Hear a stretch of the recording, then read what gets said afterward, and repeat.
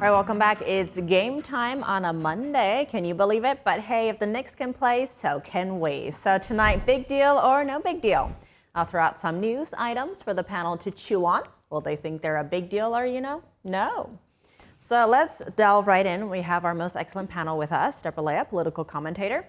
New one, NTD sports guy, Dave Martin. And of course, NTD political correspondent, Chris Bobb. So first off, Deborah, let's go with you.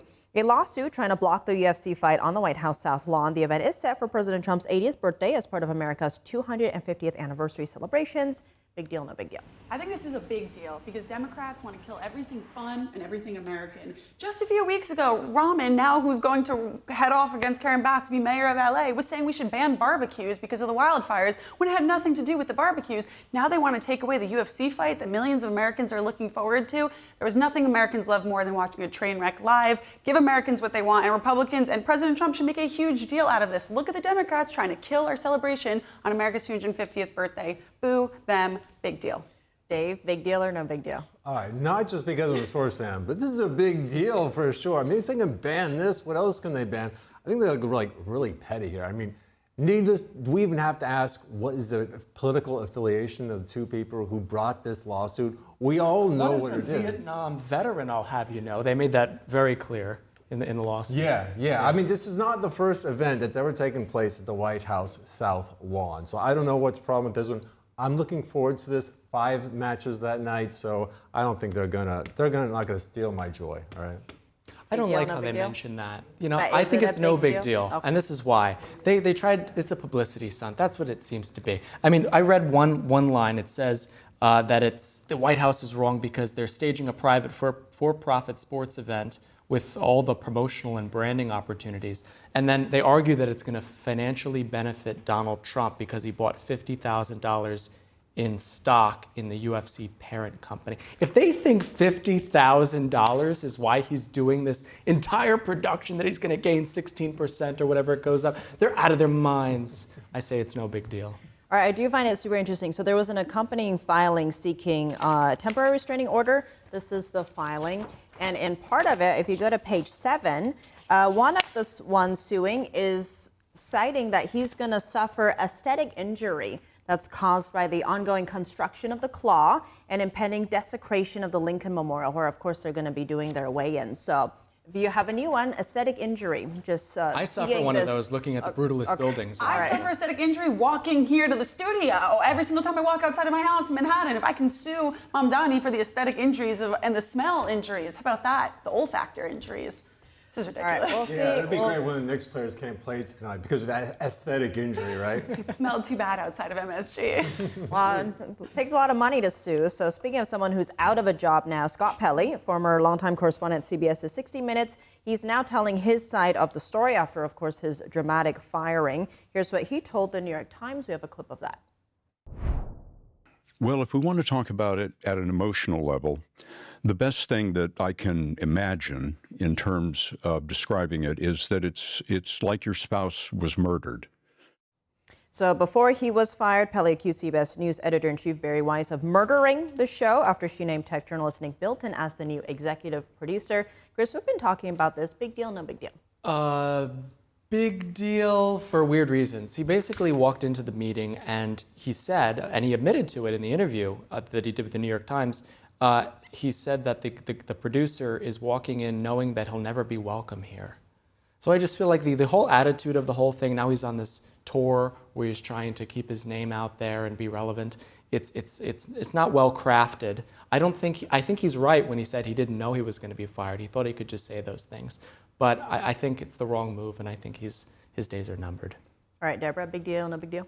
I think that this is no big deal. It's like an inmate on death row saying that they're innocent. Scott Pelley was fired with cause, and now he wants to sing the tune I was, taken advantage of, or this wasn't injustice. Whatever it is that he's saying, it's nonsense. He was fired with cause for being disrespectful to the current bosses of the whole organization that wouldn't fly in any other field and any other industry. So no big deal. It's just him trying to get some attention on his way out. And best of luck. I hear podcasts have some openings.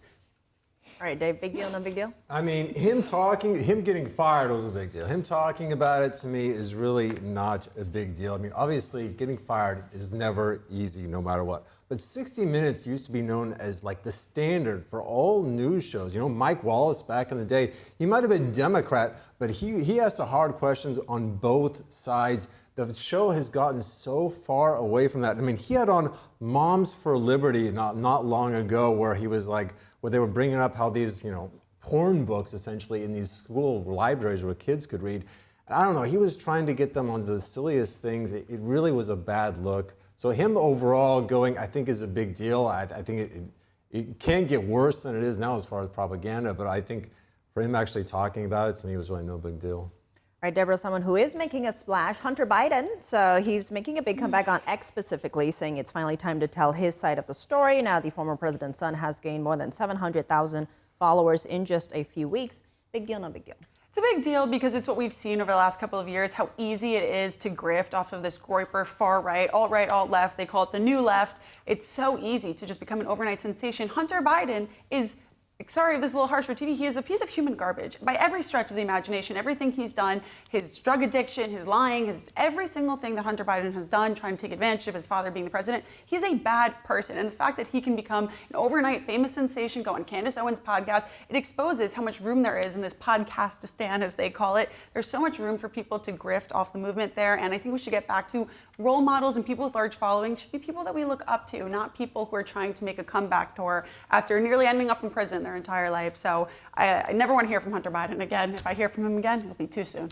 Chris, I know think you've you're been going to following hear the tweets. from him a lot. I think he could even be running for something. Really, like actually. If you look at his big deal tweets, or no big deal? I think it's a huge deal, big deal, because of this. He talks about groceries costing too much, tariffs, Canadians being good, cool, he called them, super effing cool. Mexicans are chill.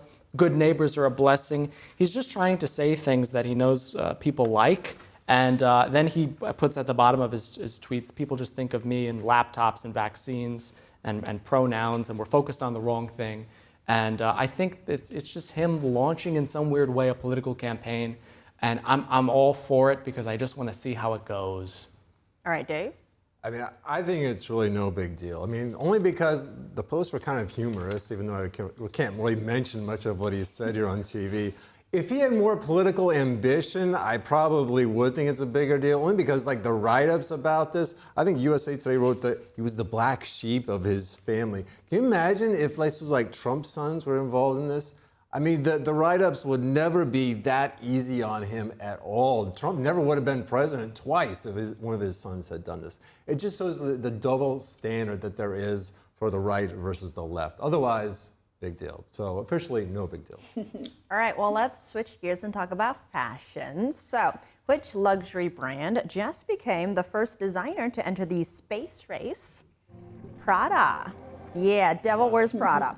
So the Italian fashion house announced a new partnership with Axiom Space to create advanced spacesuits for NASA astronauts.